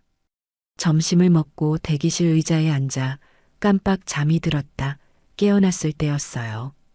중환자실에서 나온 간호사가 다급한 표정으로 우리를 찾고 있었습니다. 이하준 군 보호자분, 이하준 군 보호자분 계십니까? 그 목소리를 듣는 순간 제 심장이 바닥으로 쿵 하고 떨어졌습니다. 올 것이 왔구나. 직감적으로 알 수 있었어요.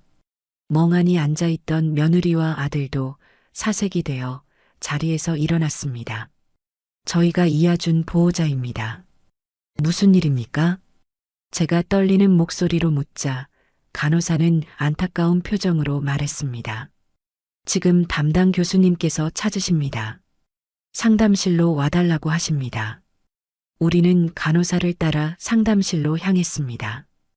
그 짧은 복도를 걷는 동안 다리가 천근만근 무거워 제대로 걸을 수가 없었어요. 상담실에는 며칠 만에 보는 담당 의사가 초조한 얼굴로 우리를 기다리고 있었습니다. 앉으시죠. 의사의 목소리는 그 어느 때보다도 무겁고 낮았습니다. 우리는 그의 책상 앞에 나란히 앉았습니다. 교수님, 우리 하준이 무슨 일 있는 거죠? 그렇죠? 며느리가 금방이라도 울음을 터뜨릴 듯한 목소리로 물었습니다. 의사는 잠시 눈을 감았다 뜨더니 어렵게 입을 열었습니다. 오늘 새벽부터 환자의 상태가 급격하게 나빠지기 시작했습니다. 혈압이 계속 떨어지고 있고 자가 호흡도 거의 불가능한 상태입니다. 약물을 최대한 투여하며 버티고는 있지만 솔직히 말씀드리면 더 이상은 저희가 해드릴 수 있는 게 없습니다. 그게 무슨 말씀이세요? 할 수 있는 게 없다니요. 의사 선생님이시잖아요. 어떻게든 살려내셔야죠. 돈이 문제면 얼마든지 드릴게요. 제발 우리 아들 좀 살려주세요. 아들이 책상을 내리치며 절규했습니다. 하지만 의사는 고개를 저을 뿐이었습니다. 이건 돈의 문제가 아닙니다. 환자의 생명력이 이제 거의 다 소진된 상태입니다. 정말 죄송하지만 이제는 마지막 인사를 준비하셔야 할 것 같습니다. 마지막 인사라는 6글자가 거대한 망치가 되어 제 머리를 내리쳤습니다. 며느리는 그 자리에 실신하듯 쓰러졌고 아들은 더 이상 아무 말도 하지 못한 채 고개를 떨구었습니다. 제 눈에서는 눈물이 흐르지 않았어요. 너무나 큰 충격 앞에서는 눈물조차 제기를 잃어버리는 모양입니다. 지금 들어가서 아이를 보게 해주십시오. 마지막으로 우리 손주 얼굴 한번 만져보게 해주세요. 제가 간신히 목소리를 쥐어짜내자 의사는 고개를 끄덕였습니다. 그렇게 하시죠. 저희가 준비해 드리겠습니다. 시간이 많지 않습니다. 우리는 간호사의 안내에 따라 방진복을 입고 마스크와 장갑을 꼈습니다. 마치 우주복처럼 두꺼운 방진복을 입는 동안 이것이 정말 현실인지 꿈인지 분간할 수 없었어요. 중환자실의 두꺼운 철문이 열리고 우리는 마침내 유리병 너머의 세상으로 들어갔습니다. 안쪽의 공기는 바깥보다 훨씬 더 차갑고 무거웠어요. 삑삑 하고 규칙적으로 울리던 기계음은 이제 훨씬 더 느리고 불규칙하게 마치 죽어가는 생명의 마지막 신음소리처럼 들렸습니다. 마침내 하준이가 누워있는 침대 앞에 섰습니다. 유리병 너머로만 보던 아이의 얼굴을 이렇게 가까이서 보는 것은 사고 이후 처음이었습니다. 아이의 얼굴은 퉁퉁 부어 있었고 핏기 하나 없이 밀랍 인형처럼 창백했어요. 저는 떨리는 손을 뻗어 아이의 이마를 짚었습니다.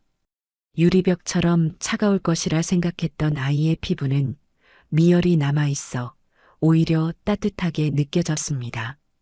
그 온기에 그제야 제 눈에서 참았던 눈물이 폭포수처럼 쏟아져 내렸습니다. 하준아, 내 강아지 할미야. 할미 목소리 들려? 할미가 미안해. 할미가 다 잘못했다. 저는 아이의 작은 손을 붙잡고 하염없이 울었습니다. 며느리는 침대 반대편에 서서 아이의 얼굴을 쓰다듬으며 속삭였어요. 내 아들 우리 아가 엄마가 미안해. 엄마가 정말 미안해. 공부만 시켜서 미안하고 미끄럼틀 못하게 해서 미안해. 다음 세상에 태어나면 우리 하준이 하고 싶은 거 다 하게 해줄게. 제발 눈 한 번만 떠봐. 응? 아들은 아이의 발치에 서서 차마 아이를 만지지도 못하고 그저 어깨를 들썩이며 울기만 했습니다. 아빠가 미셔리해서 미안하다.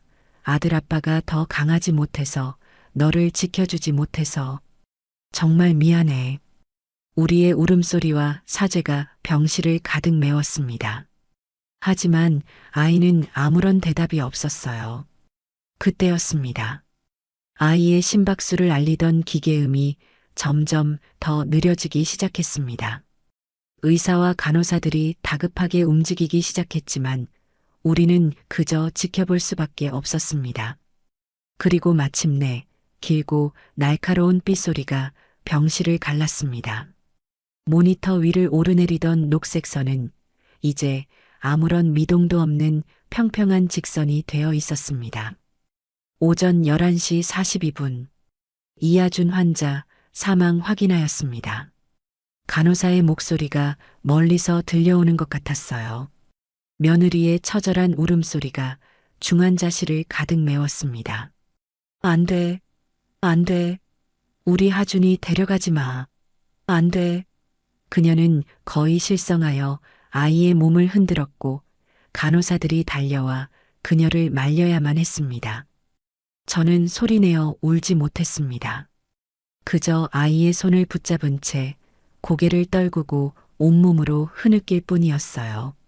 제 지독한 복수극은 가장 사랑하는 손주의 죽음이라는 너무나도 참혹하고 잔인한 결말로 막을 내리고 있었습니다. 하준이가 떠난 후의 시간은 마치 필름이 끊긴 영화처럼 기억이 드문드문합니다. 저는 어떻게 중환자실을 나왔는지, 어떻게 장례식장으로 향했는지 잘 기억나지 않아요. 그저 누군가에게 이끌려 기계처럼 움직였을 뿐입니다. 슬픔이 너무나 크면 오히려 현실 감각이 마비되어 버리는 모양입니다. 정신을 차렸을 때 저는 하준이의 작은 영정 사진 앞에 서 있었습니다. 장례식장에서 가장 작은 방이었어요. 영정 사진 속 아이는 낯설게 웃고 있었습니다. 제가 몰래 놀이터에서 찍어주었던 그 사진이었습니다. 며느리는 아이의 사진을 고르라는 장례 지도사의 말에 우리 아들 웃는 사진이 없어요. 다 억지로 찍은 사진밖에라며 오열했고 저는 그때 제 낡은 휴대전화 속에 잠들어 있던 이 사진을 떠올렸습니다.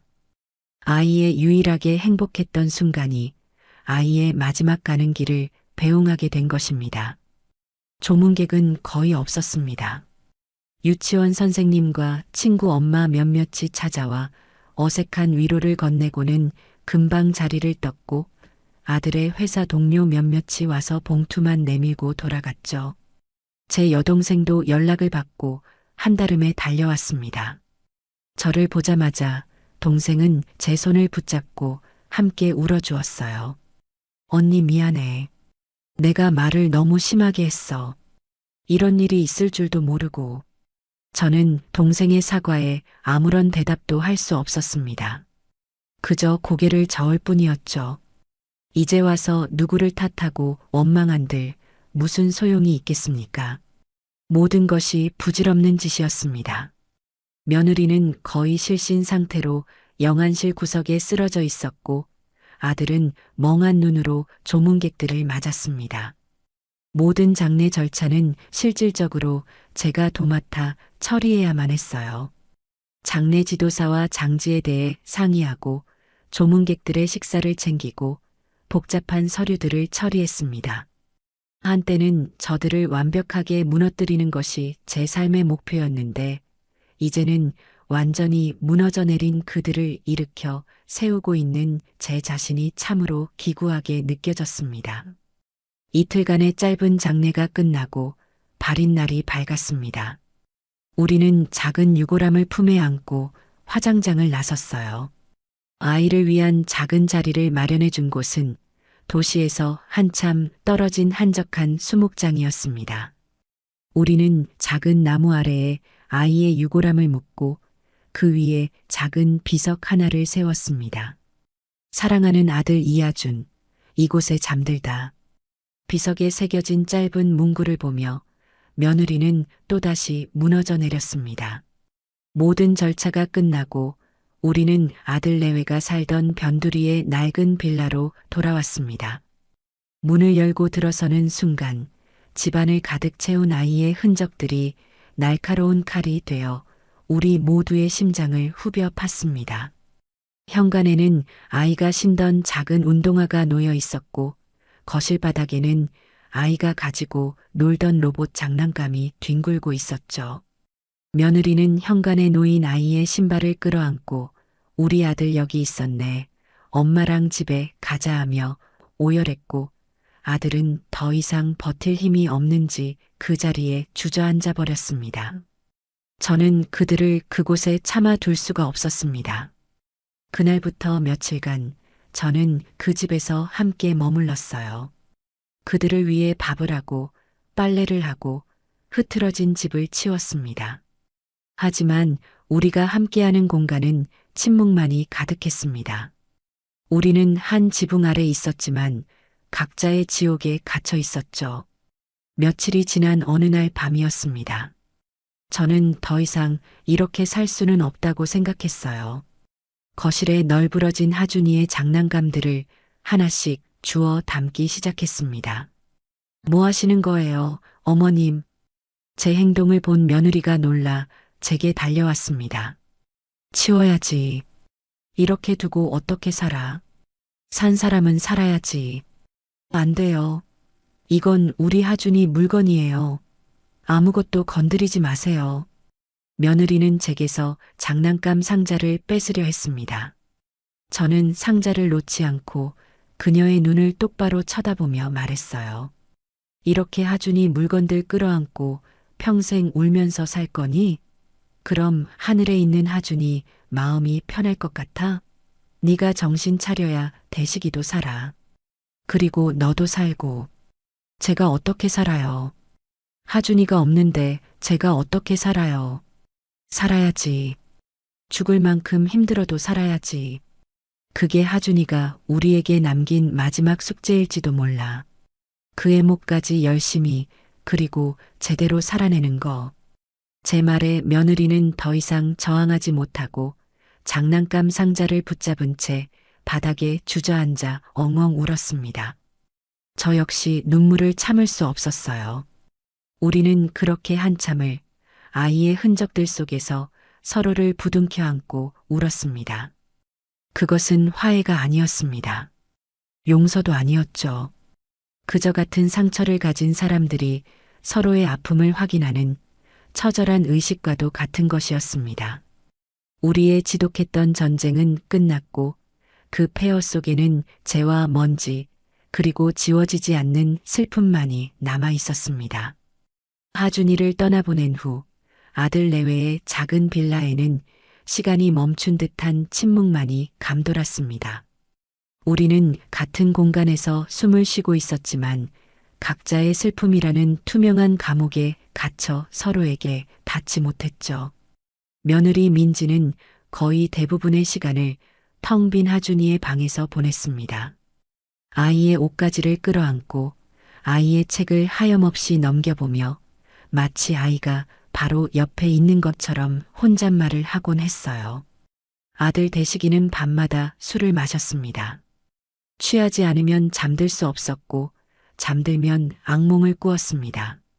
저는 그 두 사람의 위태로운 그림자를 묵묵히 지켜보며 식사를 챙기고 어지러운 집을 치우는 일상을 반복할 뿐이었습니다. 그날도 아들은 거실 구석에 쪼그려 앉아 소주병을 기울이고 있었습니다. 벌써 한 병을 다 비우고 두 병째를 따려는 참이었죠. 저는 더 이상 그 모습을 지켜볼 수가 없었습니다. 아들의 손에서 술병을 빼앗아 들고 그 앞에 마주 앉았습니다.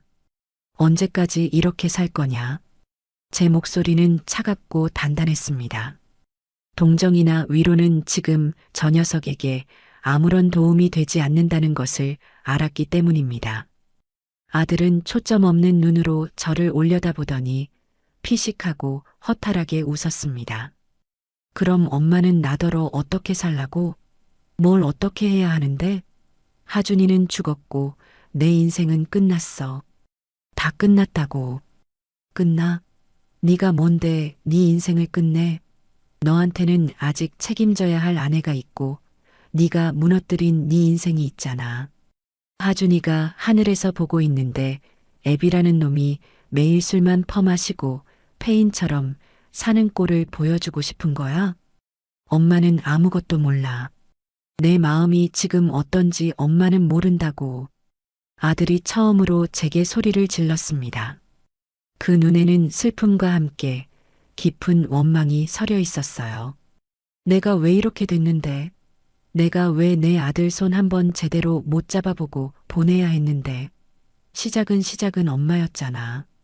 엄마가 우리한테서 모든 걸 빼앗아가지 않았으면 우리가 그렇게 구석으로 내몰리지만 않았어도 하준이는 지금 내 옆에서 웃고 있었을 거야. 아들의 원망 섞인 절규는 날카로운 칼이 되어 제 심장에 박혔습니다. 틀린 말이 아니었기에 저는 아무런 대꾸도 할 수 없었어요. 제 복수가 이 모든 비극의 씨앗이 되었음을 저는 단 한순간도 잊은 적이 없었습니다. 저는 그저 고개를 숙인 채 아들의 다음 말을 기다렸습니다. 잠시 후 아들은 스스로의 말에 놀란 듯 금세 기세가 꺾인 목소리로 흐느끼기 시작했습니다. 아니야, 엄마. 미안해. 내가 미쳤나 봐. 엄마 탓이 아닌데. 다 내 탓인데. 내가 못난 놈이라서, 내가 약해 빠진 놈이라서 모든 게 다 나 때문이야. 아들은 어린아이처럼 바닥에 엎드려 엉엉 울기 시작했습니다. 그 울음속에는 지난 수십 년간 쌓아온 그의 모든 후회와 자책이 담겨 있었죠. 내가 잘못했어, 엄마. 엄마가 민지한테 그렇게 내쫓길 때 내가 막았어야 했는데 무서웠어. 민지를 잃을까봐 무서웠고 내 안락한 삶이 깨질까봐 무서웠어. 그래서 엄마를 외면했어. 세상에서 가장 비겁한 아들이었어, 내가. 사업이 망하고 집에서 쫓겨났을 때도 나는 엄마를 원망했어. 엄마가 조금만 우리를 용서해줬으면 좋겠다고 왜 저렇게 독하게 굿이나 원망만 했어. 그 모든 게 다 내 잘못으로 시작된 일인데 내가 조금만 더 떳떳한 아들이고 든든한 남편이었다면 우리 가족이 이렇게 망가지지는 않았을 텐데. 내가 우리 하준이를 죽인 거야, 엄마. 내가 죄인이야. 아들은 제 앞에서 자신의 모든 약함과 어리석음을 고백했습니다. 저는 자리에서 일어나 그런 아들의 등을 말없이 쓸어주었어요. 그리고는 조용히 말했습니다. 그래, 너는 약했고 어리석었고 비겁했다. 하지만 그 모든 걸 인정하고 이렇게 울고 있는 지금 너는 더 이상 비겁한 놈이 아니야. 울고 자책하는 건 오늘로 끝내라. 내일부터는 살 방법을 찾아야지. 죽은 하준이를 위해서라도, 남은 민지를 위해서라도, 그리고 네 자신을 위해서라도 다시 일어서야지. 내가 옆에서 도울게. 그날 밤 우리는 아주 오랜 시간 동안 이야기를 나누었습니다.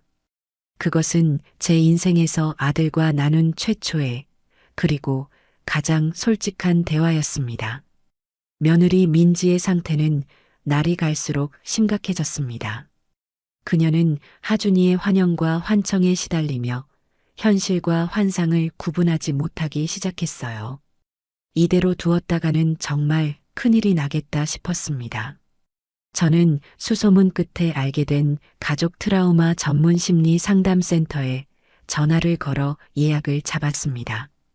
그리고 며칠 뒤 아무것도 모르는 며느리를 데리고 밖으로 나섰어요. 어머님, 어디 가시는 거예요? 민지는 불안한 눈으로 제게 물었습니다. 저는 그녀의 손을 잡고 최대한 부드러운 목소리로 말했어요. 바람 좀 쐬자. 너랑 나랑 단둘이. 우리 그동안 못했던 이야기도 좀 하고. 상담센터가 있는 건물 앞에 도착했을 때 민지는 그제야 제 의도를 알아차리고는 그 자리에 주저앉아 버렸습니다. 싫어요, 안 갈래요. 저 미친 사람 아니에요. 저 괜찮아요. 민지야. 저는 그녀의 눈을 똑바로 바라보며 그녀의 어깨를 붙잡았습니다. 나 좀 도와다오. 너까지 이렇게 무너지면 나도 정말 무너져 내릴 것 같다. 너 혼자 힘든 게 아니야. 나도 힘들고 대식이도 힘들어. 우리 같이 이겨내보자. 응? 내가 옆에 꼭 붙어 있어 줄게. 절대 너 혼자 두지 않을게.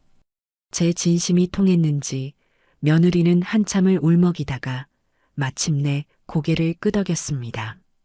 저는 그녀를 부축해 상담센터 안으로 들어갔어요. 그녀가 상담실로 들어가는 뒷모습을 보며 저는 대기실 의자에 앉아 하염없이 창밖을 바라보았습니다. 그녀를 향한 미움과 원망은 이미 오래전에 사라졌습니다. 이제 제게 남은 감정은 같은 상처를 가진 한 여자에 대한 깊은 연민뿐이었어요. 그 후로도 저는 일주일에 2번씩 며느리를 데리고 상담센터를 찾았습니다. 상담이 끝나고 나오는 날이면 우리는 함께 공원을 걷거나 작은 찻집에 들러 차를 마시기도 했어요. 우리는 하준이에 대한 이야기를 나누었습니다. 며느리는 그동안 누구에게도 털어놓지 못했던 하준이를 향한 자신의 과도한 집착과 그로 인한 죄책감을 제 앞에서 처음으로 고백했습니다. 저 역시 며느리를 미워했던 제 마음을 솔직하게 털어놓았죠. 우리는 서로의 상처를 들여다보고 어루만지며 아주 느리지만 조금씩 앞으로 나아가고 있었습니다. 어느 날 하준이의 유품을 정리하던 중이었습니다. 아이가 유치원에서 그려온 낡은 스케치북을 발견했어요. 한 장 한 장 넘겨보는데 마지막 페이지에서 제 심장이 쿵 하고 멈추는 듯한 그림 하나를 발견했습니다.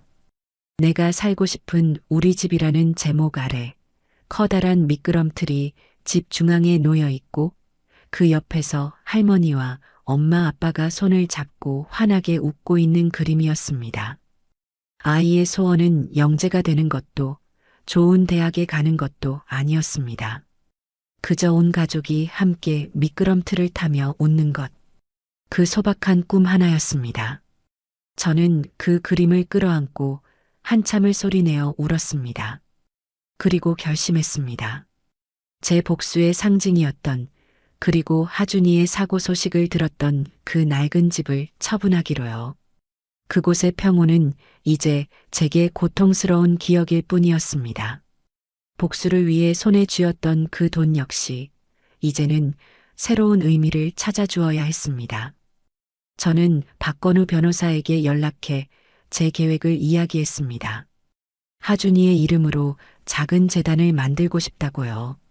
돈이 없어서 환경이 어려워서 마음껏 뛰어놀지 못하는 아이들을 위한 재단을요. 제 이야기를 들은 박 변호사는 잠시 말이 없다가 이내 따뜻한 목소리로 대답했습니다. 어머님께서 정말 위대한 결정을 하셨습니다. 제가 최선을 다해 돕겠습니다. 며칠 뒤 저는 집을 팔고 제 남은 재산의 대부분을 재단 설립 기금으로 내놓았습니다. 재단의 이름은 하준이의 미끄럼틀이라고 지었어요. 그것은 용서가 아니었습니다. 그들을 이해하고 제 자신을 이해하고 그리고 먼저 떠난 내 손주를 이해하는 저만의 방식이었습니다.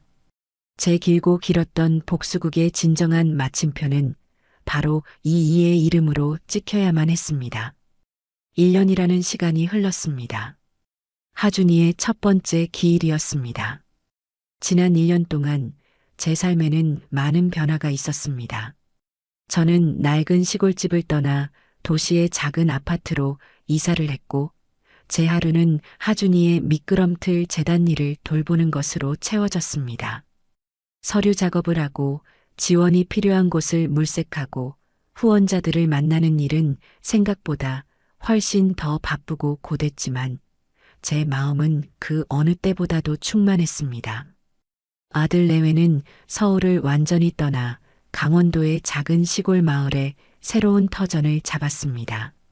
아들은 그곳에서 작은 과수원을 빌려 사과 농사를 배우기 시작했고 심리치료를 꾸준히 받은 며느리는 마을 아이들을 위한 작은 공부방을 열었습니다. 우리는 예전처럼 자주 만나지는 못했지만 일주일에 한두 번씩은 꼭 통화를 하며 서로의 안부를 물었습니다. 엄마, 이번 주말에 비 소식이 있던데 무릎은 괜찮으세요? 나는 괜찮다. 너는? 올해 사과 농사는 좀 어떠냐? 아직은 배우는 중이라 서툴죠. 그래도 민지가 옆에서 많이 도와줘서 할만해요. 어제는 공부방 애들이랑 다 같이 와서 사과도 따주고 어찌나 예쁜지 몰라요. 아들의 목소리는 예전처럼 자신감 넘치지는 않았지만 그 안에는 이전에는 없었던 단단함과 평온함이 느껴졌습니다. 며느리도 가끔 전화를 걸어왔습니다. 어머님, 저 민지예요. 다름이 아니라 저희 공부방에 그림책이 좀 부족해서요. 혹시 재단 통해서 지원받을 수 있을까 해서요.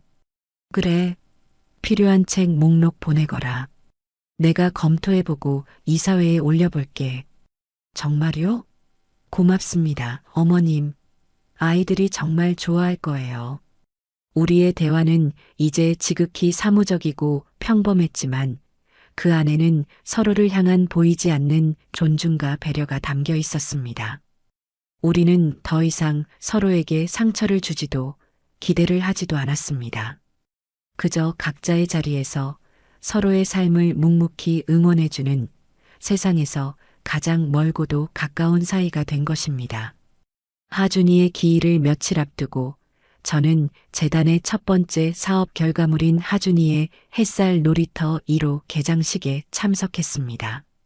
서울의 가장 낙후된 동네 중 한 곳, 아이들이 마음껏 뛰어놀 공간 하나 없던 곳에 생긴 작은 놀이터였습니다.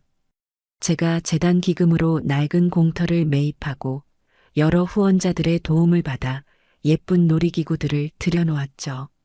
개장식에는 동네 아이들과 부모님들이 모두 모여 작은 축제를 열었습니다. 할머니, 정말 고맙습니다. 우리 동네 애들은 놀 데가 없어서 늘 위험한 차도에서 공을 찾는데 이제 안심하고 놀릴 수 있겠어요. 한 아이의 엄마가 제 손을 잡고 눈물을 글썽이며 말했습니다. 저는 그저 웃으며 고개를 저을 뿐이었죠. 아이들은 약속이라도 한 듯 가장 먼저 미끄럼틀로 달려갔습니다. 까르르 하고 터져나오는 아이들의 웃음소리가 놀이터를 가득 메웠습니다. 저는 그 모습을 보며 제 옆에서 하준이가 함께 웃고 있는 것 같은 착각에 빠졌습니다. 그래, 하준아. 너는 떠났지만 너의 웃음은 이렇게 수많은 친구들의 웃음으로 다시 태어났단다. 제 복수가 앗아간 것이 한 아이의 생명이었다면 제 참회가 피워낸 것은 수많은 아이들의 웃음이었습니다. 그것이 제가 평생 짊어지고 가야 할 마음의 빚이자 유일한 위안이었습니다. 그리고 마침내 하준이의 기일. 우리는 1년 만에 하준이가 잠들어 있는 수목장에서 다시 만났습니다. 아들과 며느리는 지난 1년의 시간이 고스란히 느껴지는 조금은 촌스럽고 건강한 모습이 되어 있었어요. 우리는 함께 아이의 작은 묘비 앞에 국화꽃 한 송이씩을 내려놓고 한참을 말없이 서 있었습니다. 더 이상 통곡도 절규도 없었습니다.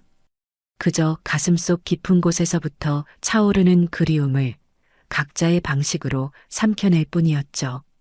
수목장을 나와 우리는 근처의 작은 식당으로 향했습니다. 어색한 침묵 속에서 식사가 시작되었지만 이내 아들이 먼저 입을 열었습니다. 엄마, 저희 내년에 사과나무 몇 그루 더 심어보려고요. 대출을 좀 받아야겠지만 해볼 만할 것 같아요. 그래, 잘 생각했다. 민지는 공부방은 할 만하고. 네, 어머님. 아이들이 저를 잘 따라줘서요. 얼마 전에는 군에서 주최한 글짓기 대회에서 저희 공부방 아이가 상도 탔어요. 하준이 생각이 많이 났지만 그래도 참 기쁘고 보람있더라고요. 우리는 그렇게 각자의 삶에 대해, 미래에 대해 덤덤하게 이야기를 나누었습니다. 더 이상 과거에 얽매여 서로를 핥히지 않았습니다. 식사를 마치고 각자의 길로 헤어지기 전 며느리가 제게 다가와 조용히 말했습니다. 어머님, 정말 고맙습니다. 그 한마디에 지난 세월의 모든 아픔과 원망이 담겨 있었고 또 씻겨나가는 듯 했습니다. 저는 대답 대신 며느리의 어깨를 가만히 두드려 주었습니다. 저는 다시 혼자가 되어 버스를 타고 도시의 집으로 돌아왔습니다. 차창 밖으로 빠르게 스쳐 지나가는 풍경들을 바라보며 저는 제 길고 길었던 여정을 되돌아보았습니다. 저는 복수에 성공했지만 모든 것을 잃었습니다. 그리고 모든 것을 잃은 그 폐허 속에서 아주 작은 희망의 씨앗 하나를 발견했죠. 우리는 예전으로 돌아갈 수 없을 겁니다. 하지만 우리는 각자의 자리에서 서로를 이해하고 각자의 몫만큼의 삶을 살아낼 것입니다. 그것이 먼저 떠난 하준이가 우리에게 바라는 유일한 소원일 테니까요. 버스가 터널을 빠져나오자 눈부신 가을 햇살이 제 얼굴 위로 쏟아져 내렸습니다. 그럼에도 불구하고 우리의 삶은 계속될 것입니다.